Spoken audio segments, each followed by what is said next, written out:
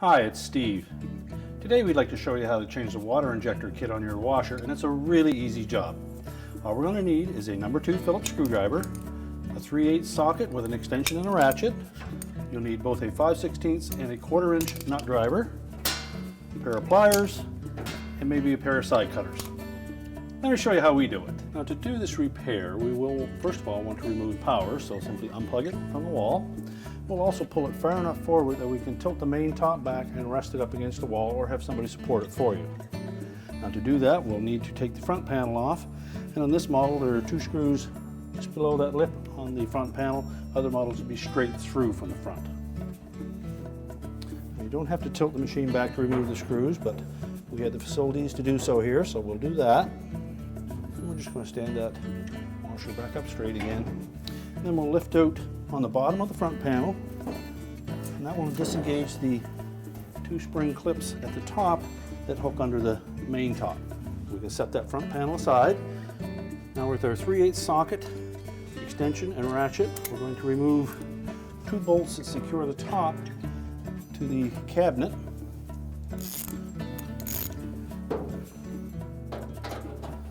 We'll locate those bolts and remove them. Now, with the bolts removed, we're then going to carefully lift the top and the lid into a standing position, then just lower that lid and it should stay there. And we're going to start by turning this outlet hose that fits into the inlet of the tub. We're just going to rotate it clockwise about 90 degrees and lift it out of the opening.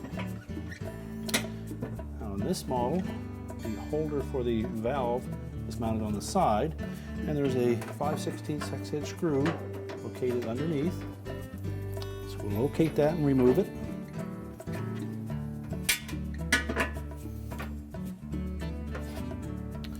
And then we're going to take our pliers. We're just going to locate that clamp on the outlet of the valve. So just squeeze that clamp together, release it, and then pull it up on the hose, and then pull the hose off of the valve.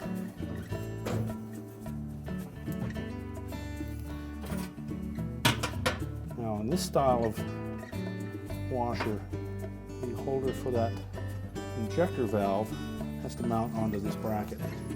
Our replacement one fits a slightly different style, so we're going to have to remove the 2 hoses and the injector valve from this assembly and transfer the old holder to these 2 new hoses. Now, if yours has this style of a clamp on it, we'll need to cut that with a pair of side cutters.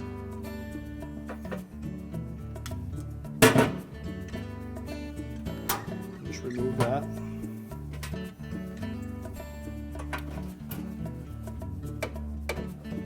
Pull that hose off. We may have this style of a clamp on the inlet to that injector. Loosen the screw, set it on a flat surface, then give it a sharp bump, release it, and then remove the old hose and the injector and discard both of those. We'll then take our new assembly. We're going to remove both hoses, loosen the 1/4 inch screws,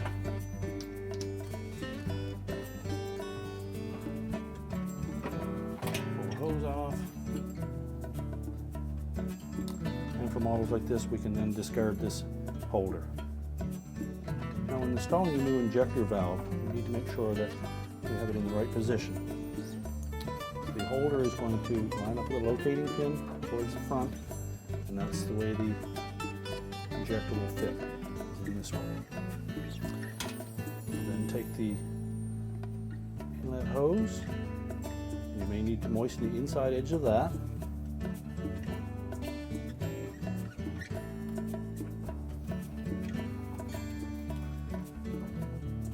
And make sure it's lined up correctly. Rotate the clamp into position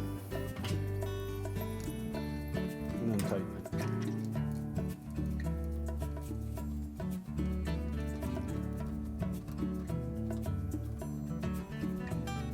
Take the outlet portion of that hose,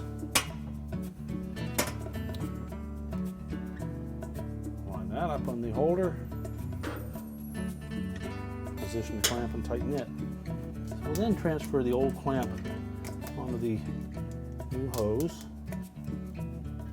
and slide it up far enough so we can fit the end of the hose over the valve.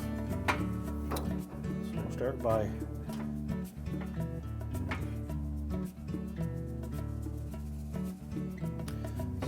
by setting that hose over the outlet of the valve.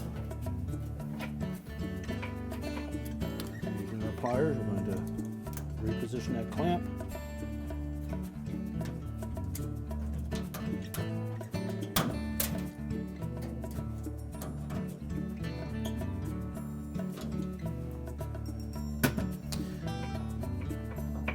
Tuck that hose in behind the bracket. Line up the injector holder. Reinstall the 5/16 screw. Next, we're going to just carefully inspect that opening into the tub cover. Remove any rust that may be there. Then moisten that.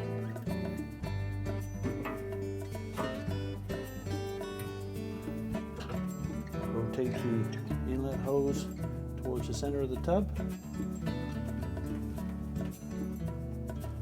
And twist it into position. Then we can go ahead and lower the main top and secure it to the cabinet. Now when reassembling the top to the cabinet, we first of all want to take one of the bolts, put it through the hole in the cabinet first, and make sure that we can pull that cabinet, and then make sure that we can pull that main top so that the bolt lines up straight. Just put a couple of turns on one of them. And we'll do the same to the opposite side.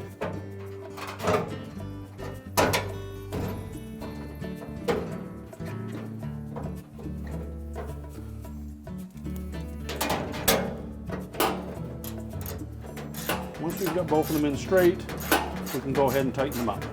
Tighten them both securely, and then we can put the front panel on. When installing the front panel, we're just going to tilt the bottom of the panel out first, line it up side to side, hook the two spring clips at the top of the front panel under the bottom lip of the main top, and then push the panel into place. We can then reinstall the two screws to secure it. I'm going to tilt this washer back enough so that we can show you that.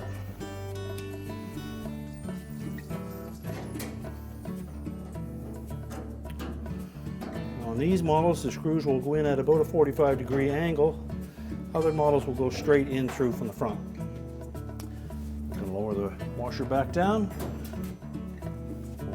push it back into position. We're ready to plug in the power, and our repair is complete.